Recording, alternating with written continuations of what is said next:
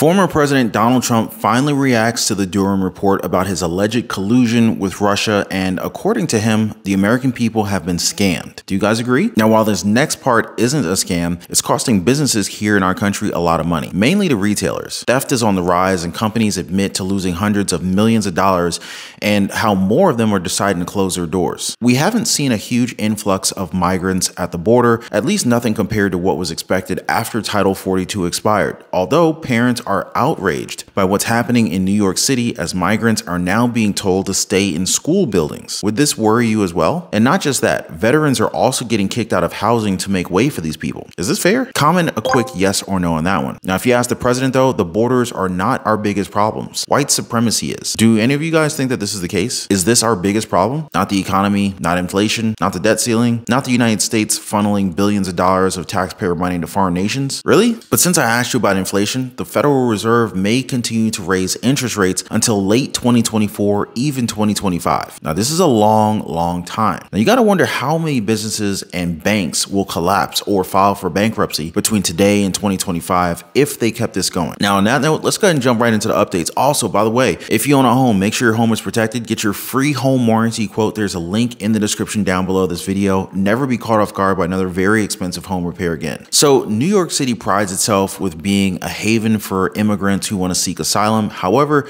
it's now at a point where Americans feel as if they're not worth as much as these people. Now, you got Mayor Eric Adams, though. He says that this is not the case and that they treat everyone fairly. Does this apply to U.S. citizens? Because we're seeing in Yonkers homeless people, homeless women with their children being pushed out after they have to pay $150 a night to house migrants who pay nothing.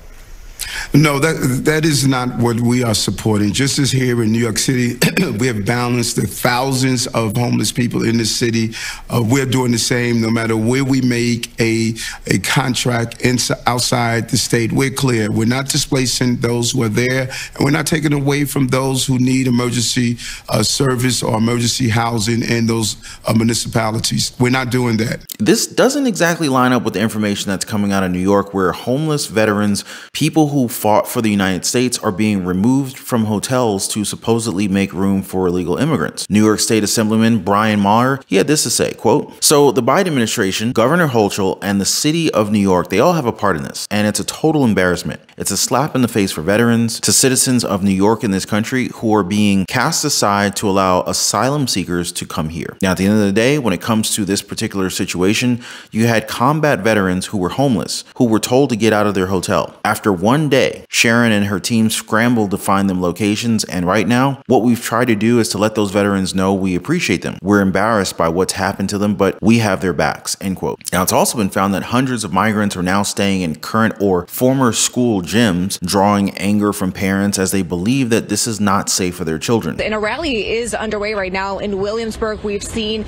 parents, we've also seen students, grandparents. We do have a second camera going around at this rally. It is taking place right outside the gymnasium. You might be able to hear, okay, you're taking a look right now. Looks like there are some students going around with signs out here as well. From talking to some parents, also grandparents, I've been hearing here on the ground that some parents did not bring their children to school today, whether that was in protest to the migrants being housed here. I don't mind giving a helping hand, but when it interferes with the education of our students, yes, I do care. Parents say they received an email Sunday night that the standalone gym will temporarily house migrants. The email didn't really say much. I know the kids are going to lose their gym. They're not going to be able to come outside and play. It's just frustration. Parents say they were given no notice of how many migrants will be coming and for how long they will be staying. For now, the recently renovated gym is off limits. The kids will effectively be under a lockdown during recess. They waited like 2 years for the gym to get built and to come outside, or winter locked up in the school. How do you guys feel about this? Should homeless veterans sacrifice for them as well? Now, speaking of sacrifice, a lot of us may be sacrificing more until this inflation problem can be solved, as Federal Reserve Bank of Atlanta President Raphael Bostic, he says that he doesn't see them lowering rates until well into 2024. That's crazy, right? The Fed raising rates until 2024, maybe the end of it. Now, he even said that he expects more rate hikes even with the expectation of a recession, as if we're not in one right now. now, right? Now, this means more layoffs, more businesses filing for bankruptcy, more people getting priced out of the housing market, the automobile market, and our credit card bills are likely to hit historic highs for sure. But hey, it's all part of the transitory inflation, right? And since we're talking about this, right, let's go ahead and discuss how Target is expecting to lose $500 to $600 million in profits this year alone due to shoplifting and organized crime. Their CEO, Brian Cornell, he said, quote, "It's an urgent issue, not just for Target, but across the entire retail industry," end quote. I guess they're now being much more open about how crime continues to close down Target and Walmart stores. Just another sign that things are not quite okay. Now, if you ask former President Donald Trump what isn't okay, he'd tell you that it was the entire hoax of him colluding with Russia in the 2016 presidential elections. Now, according to a post on Truth Social, Trump had this to say, quote, "Wow, after extensive research,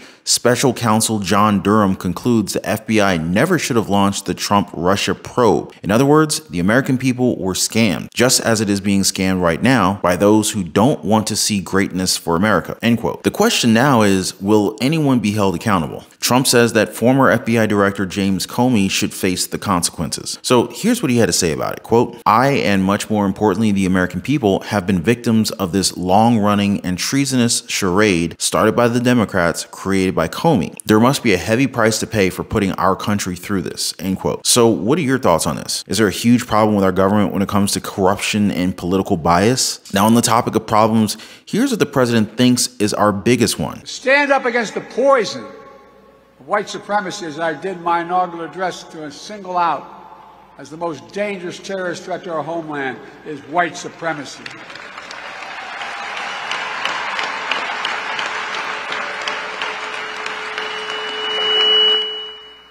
And I'm not saying this because I'm at a black HBCU.